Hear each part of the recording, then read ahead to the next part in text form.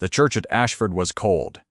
Even in September, the stone walls holding the last of winter the way stone always did, and the candles along the nave guttered in a draught that came from nowhere anyone could name. Cecily Hartwell stood at the far end of the family pew assigned to the household staff, her black gloves folded in her hands, her eyes on the coffin that held Adolphus Radmore, 10th Duke of Radmore, who had been kind to her when kindness from that quarter required no effort at all, and who had died in his sleep on the 14th of the month. She had liked him. She had not known him well enough to grieve deeply, but she had liked him.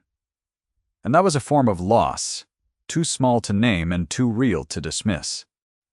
The vicar spoke in the measured cadences she had known since childhood.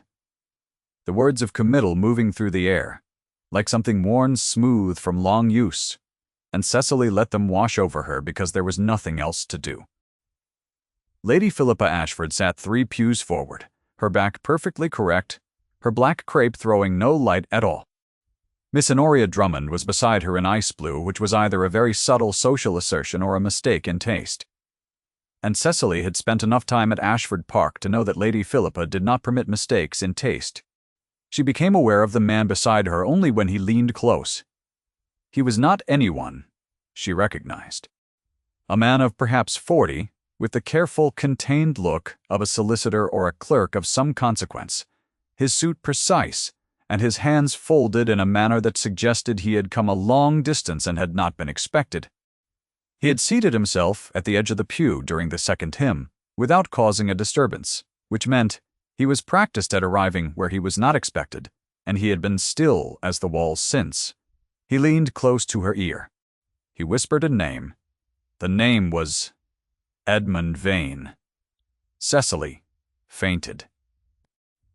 She was told later that she had gone down quite without warning, and that the sensation to those around her was less a swoon than a sudden and total absence, as if she had simply decided to stop being upright and had acted on that decision before anyone could prevent it. She did not remember the stone floor. She did not remember the draught, or the candles, or the subdued commotion that ran along the back of the nave like a ripple across still water. She remembered only the name, moving through the air in a stranger's low voice. And then she remembered nothing at all until she was lying on the settle in the vestry and Mrs. Blythe was pressing a damp cloth to her forehead and saying, "There now, there. There's a kind of grief that one learns to carry by learning where to put it."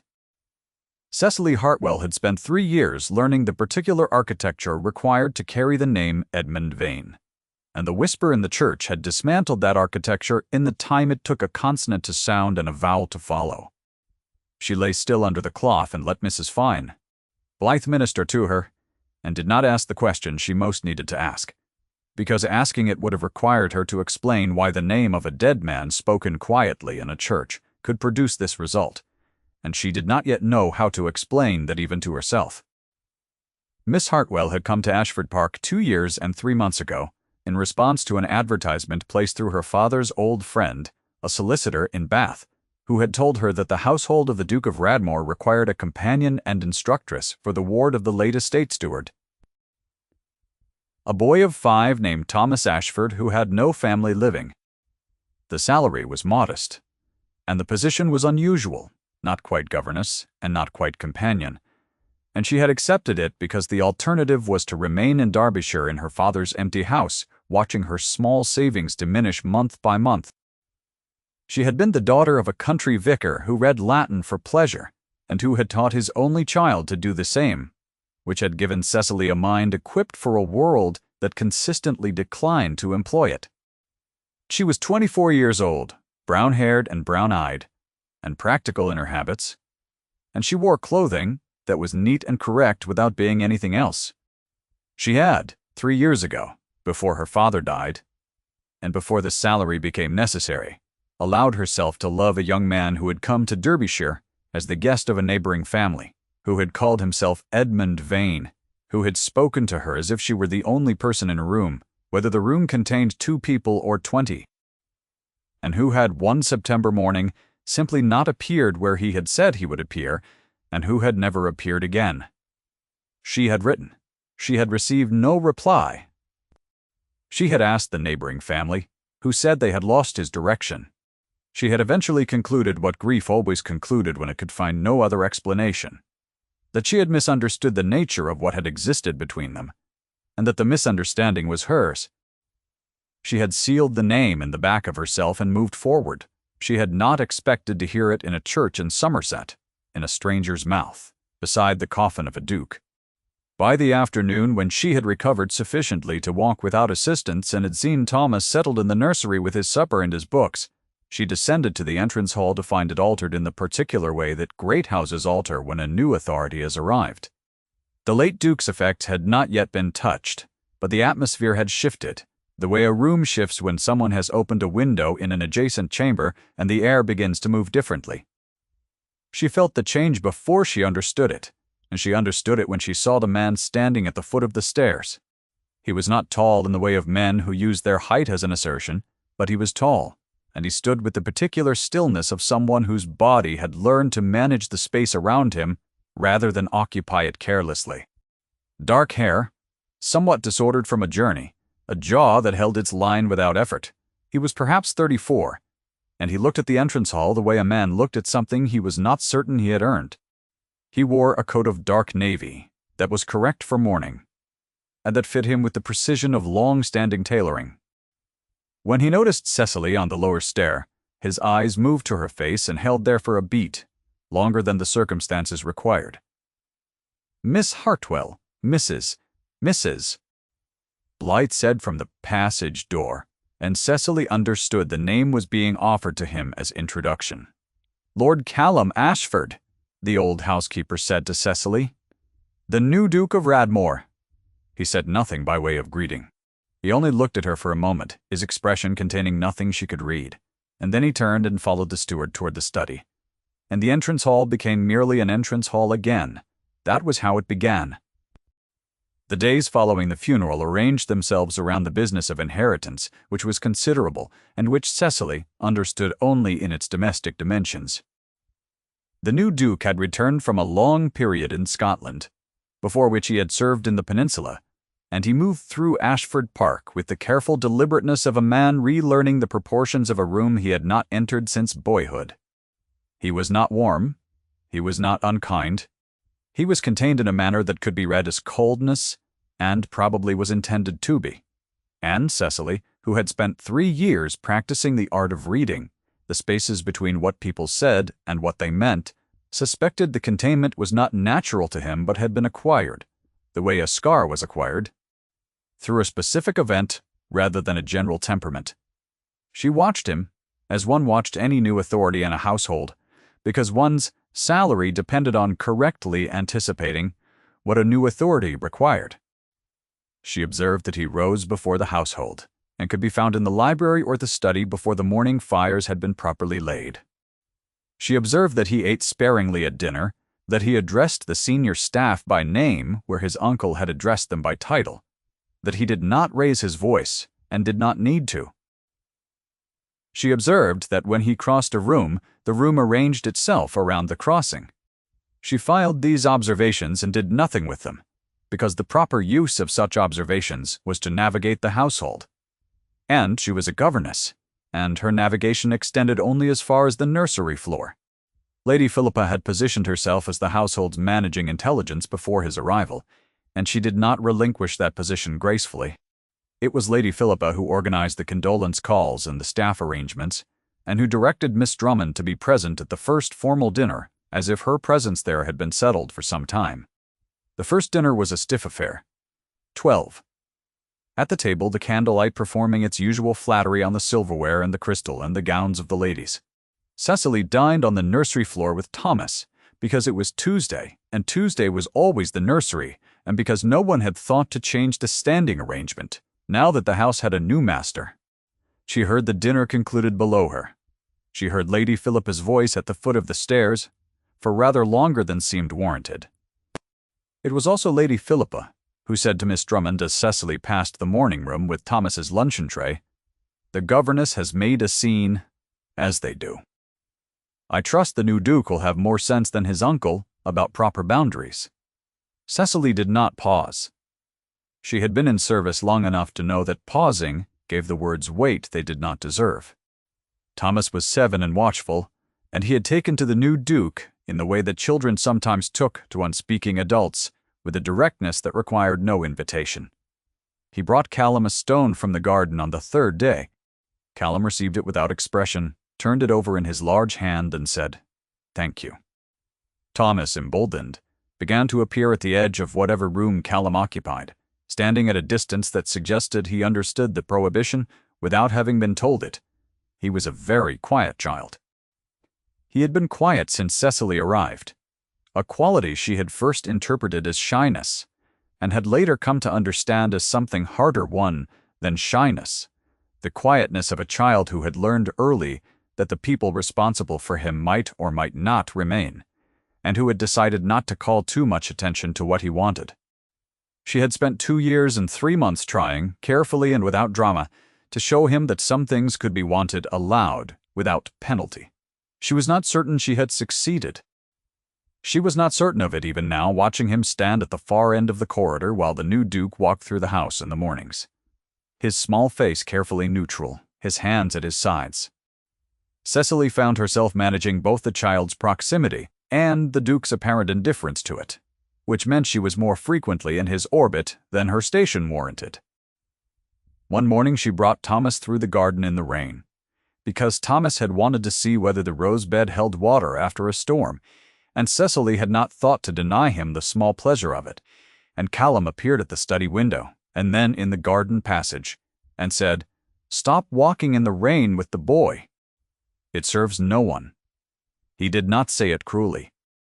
He said it in the tone of a man issuing a directive that he expected to be followed, and Cecily, who had spent 3 years following directives from people who held the salary, said, "Yes, my lord," and turned Thomas toward the house. She did not tell herself there had been anything else in it. She was not in the habit of reading warmth into directives. She was not in the habit, any longer, of reading anything into a man's attention that the man had not explicitly placed there. That was a habit she had retired 3 years ago in Derbyshire, on a September morning when someone failed to appear, and she had no intention of retrieving it. She did not see what came 4 days later when Callum stood in the corridor outside the schoolroom with his back to the wall and his arms at his sides and watched through the open door. She could not have seen it, because she was fully occupied with Mr. Frederick Ashford, who had entered the schoolroom without knocking to retrieve a letter he believed had been misdirected to the nursery floor. Frederick was Lady Philippa's son, 28, and accustomed to the indulgence that accrued to the man who had been quietly understood to be the next heir before the question was formally settled. He had not been warm to Thomas in the 2 years since Cecily's arrival, and today he was in an ill temper about the letter. And Thomas had reached across the schoolroom table to look at a book that happened to be in Frederick's path, and Frederick had knocked the book to the floor with a force that made Thomas flinch back. Cecily had stepped between them before Frederick had registered that she was moving. She did not raise her voice. She stood between the man and the child, her hands folded at her waist, her spine straight. And she said, "Mr. Ashford, Thomas did not intend to obstruct you. I ask that you recover the book." Frederick stared at her. "He is a child in your care," she said, still quietly. "And this is his schoolroom." There was a long moment during which Frederick's face moved through several expressions, none of them gentle, before he picked up the book and dropped it on the table, with an emphasis that was not quite violence, and left the room. Thomas looked up at her. He did not say anything. He pressed his small shoulder against her arm for a moment, and then returned to his work, and Cecily breathed out and reached for his open book and turned the page. She did not see Callum in the corridor. She did not see his face when Frederick left, or what his face did, or the way he stood for a moment longer than he needed to before he moved away. She knew none of that was there to be seen. It was. He had been passing through to the study when the raised voice reached him, and he had stopped. He had watched the whole of it from the corridor's edge, Frederick's temper and the knocked book and the child flinching back, and then the governess moving with a speed so quiet that Frederick had not registered it as movement until she was already between them. He had watched her stand without raising her voice, without retreating, without performing anything, only placing herself as a fact in the space between the man and the child.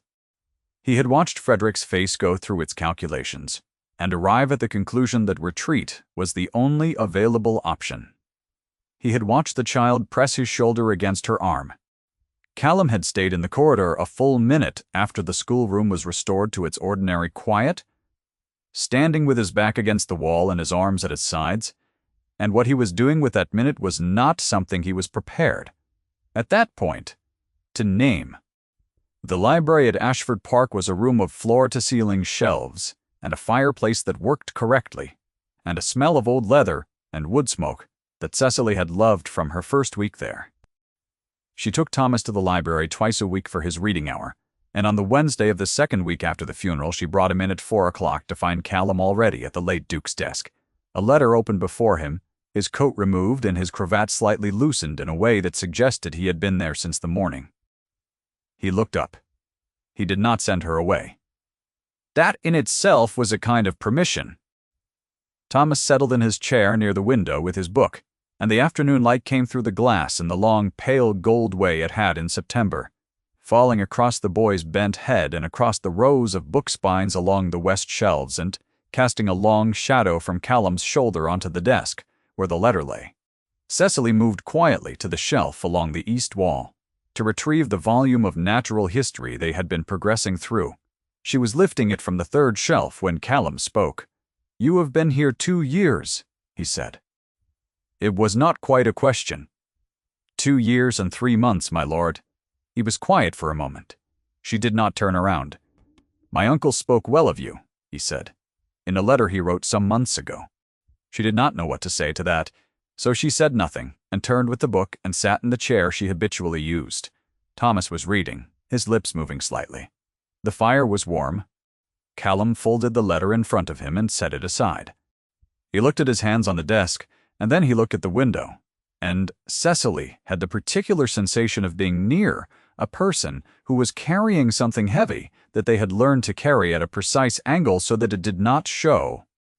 He said, still looking at the window, "I had a brother, James, younger than myself by 3 years. A pause. I made a decision at Salamanca that put him in the wrong column of the advance. He died in the first hour." Cecily kept her eyes on her hands. "I have found," Callum said, "that the machinery of inheritance continues regardless of what one has done. The title arrives, the papers arrive, the house arrives." He looked down at the desk. He reached into the breast pocket of his waistcoat and set something on the desk beside the letter. A miniature, in a small oval frame. He looked at it for a moment, and then he turned it face down. "Forgive the intrusion," he said, and picked up another paper from the stack before him. Cecily looked at the reversed miniature, and then at her book, then at Thomas, who had not heard any of it, who was entirely consumed by the habits of the dormouse. She thought of a stone carried at a precise angle. She thought of a name she had learned not to say aloud. She did not speak, and neither did he, and the fire burned, and the library held them both, in its old, careful quiet. It was the following Tuesday that Mr. Key, Blackwell, came formally to the house. He arrived in a hired carriage from Bristol, and he was shown into the study where Callum and Lady Philippa and Frederick and the household steward assembled at 10 in the morning. Cecily had been asked to bring Thomas to the morning room, which was adjacent to the study, and separated from it by a set of doors that did not quite meet. She had not intended to listen. She had intended to give Thomas his geography lesson and to think of nothing beyond the names of the mountain ranges. She heard the solicitor's voice nonetheless, and she heard the phrase, "the matter of the suppressed record," and she heard the words, "the man known as Edmund Vane." She heard nothing after that for a moment, because the geography book was pressing into her hands, and Thomas was asking her something about the Pennines, and she was not certain what expression was on her face. "Mr. Tupley." Blackwell's voice through the inadequate doors. The documents in question established that the individual operating under the assumed designation Edmund Vane was, in fact, Aldous Radmore, firstborn of the twin sons of the 8th Duke, whose legitimate claim to the title was suppressed at birth by the families then, solicitors in exchange for a considerable consideration. A pause. The firstborn twin lived under the name Vane for the remainder of his life. He had one son recorded under the same designation. The son died in a maritime incident in 1813 without issue. In the absence of a male heir from that line, and given that the suppression agreement had no legal standing under the terms of the estate's original entailment, the succession reverts cleanly to the collateral line, that is to say, to your lordship. Thomas was asking about the Pennines. Cecily told him they ran north to south through the center of the country, which was true, and her voice sounded almost ordinary to her. She could feel her hands pressing down on the geography book harder than the situation required, and she loosened her grip and pointed to the illustration of the mountains on the open page, and Thomas leaned in with the focused attention he brought to everything, and she sat very still and breathed. A maritime incident in 1813. Edmund had gone to sea. She had not known this. The come? She had only known that he did not appear, and that no letter came, and that the silence in the weeks and months after filled in the shape of him the way water filled a vessel. She had assumed he was alive somewhere, and had chosen not to write. She had believed in the way that one believed the unkindest and most plausible explanation, that she had been mistaken about what she meant to him. She had carried that belief like a stone for 3 years. He had been dead. She sat with Thomas and the geography book, and the autumn light, and the knowledge settled into her, with the particular weight of a thing she had not been expecting to receive. He had been dead, and she had not known, and all the silence had not been indifference, but the simple, unbridgeable fact of a person who could no longer speak. She felt the 3 years rearrange themselves inside her into a different shape, not lighter, not less, but altered. A different kind of grief, an older, cleaner one. The doors were opened at 11:30 for the party to move to the dining room, and it was then that Lady Philippa saw Cecily sitting with Thomas at the morning-room table, the geography book open, her hands folded. "The governess," Lady Philippa said to no one in particular, with the particular half-voice one used for objects left in inconvenient places, and Cecily gathered Thomas and his book, and withdrew. She caught one glimpse of the new Duke as the party moved from study to dining room. He was speaking with Mr. Blackwell in a low voice, the solicitor's portfolio open between them, and he did not look toward the morning room. His face, in profile, held the same quality of careful control it always held, but there was something under it that was doing work, the way a river did work under ice.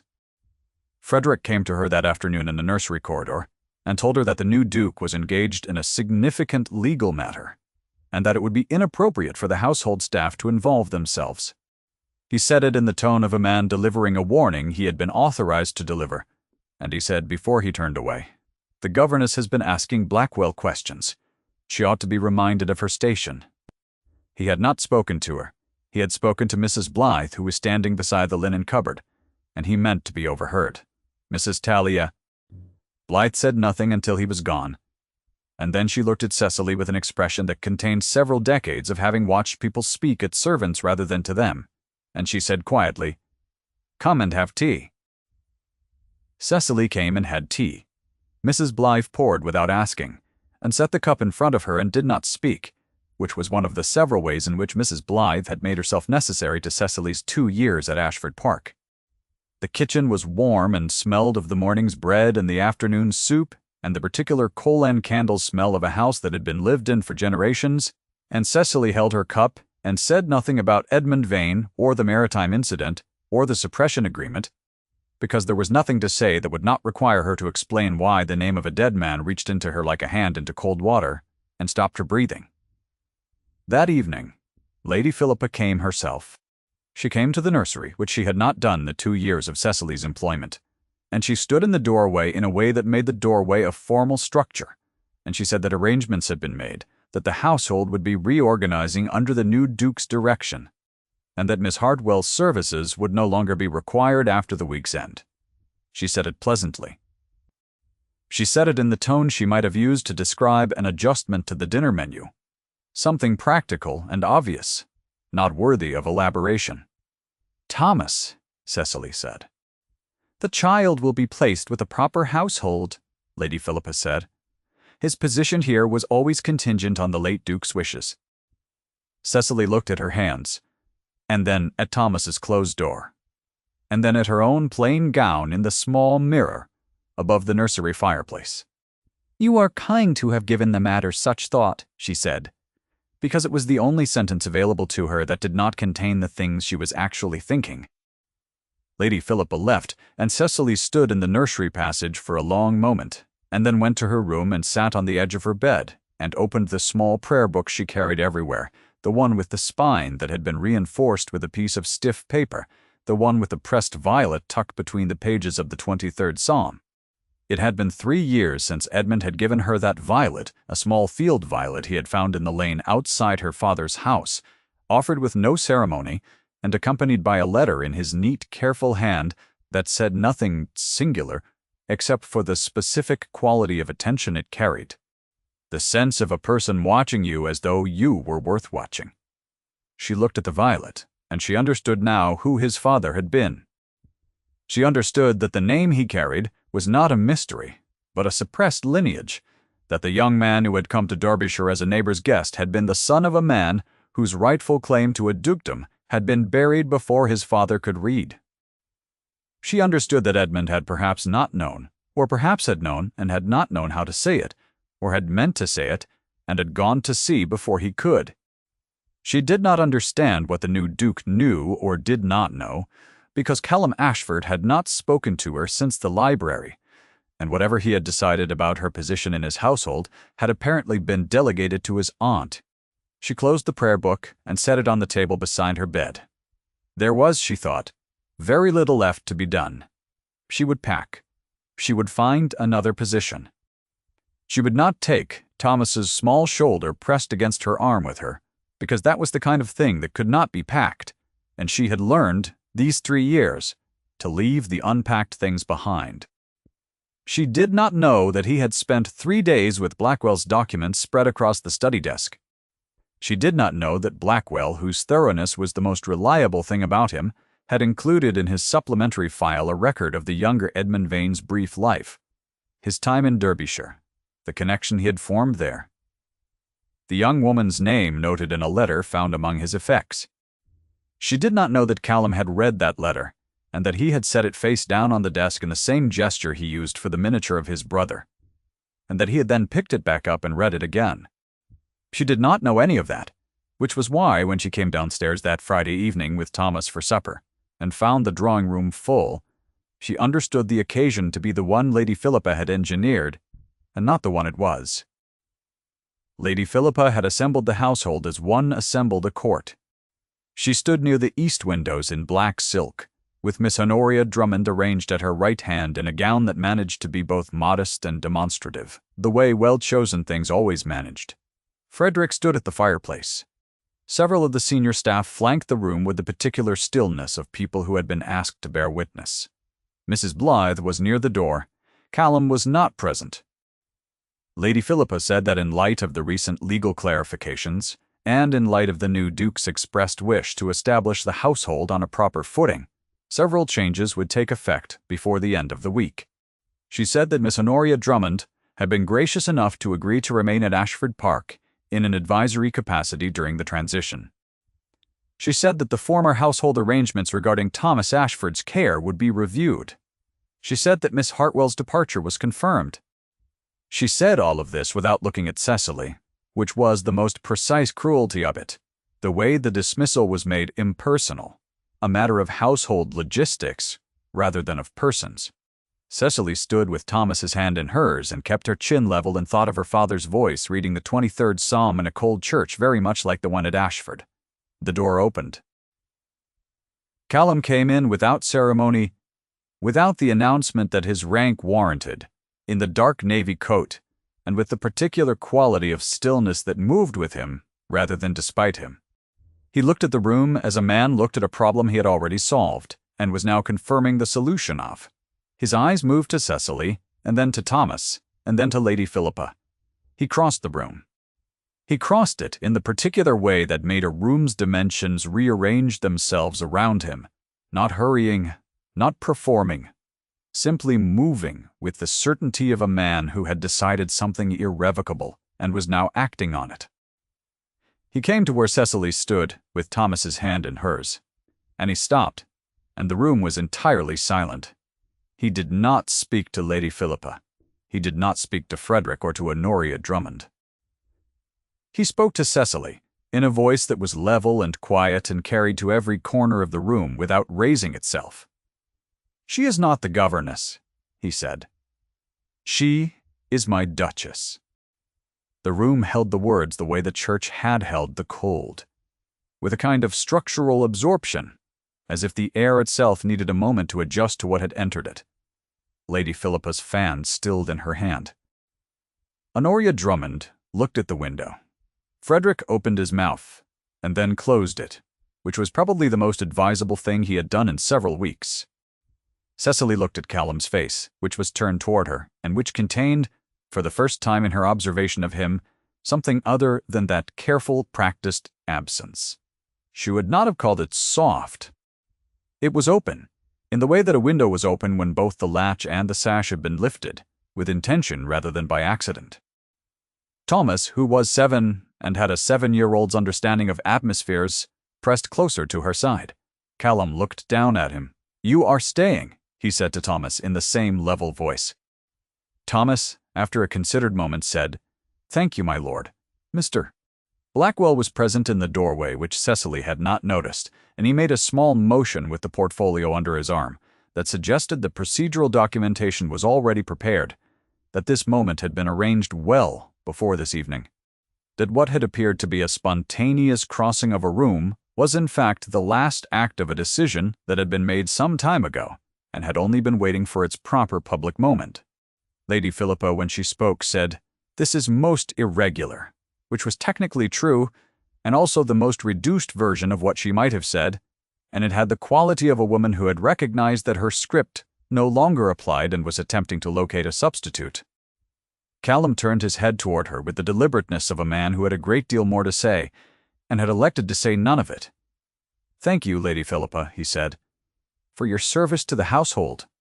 And that was the entirety of what he said to her, which was the whole of what the situation required. The snow had started while the drawing-room played out its scene, and by the time the household had dispersed and Thomas had been carried upstairs by Mrs. Blythe and Mr. Warr, Blackwell had retired with his portfolio to the room prepared for him. The grounds of Ashford Park were soft with it, the stone balustrade white, the garden paths indistinct. Cecily found herself in the library, because the library was where she went when she did not know where to go, and because the fire there was always banked for the evening, and it gave her somewhere to look. She heard him come in.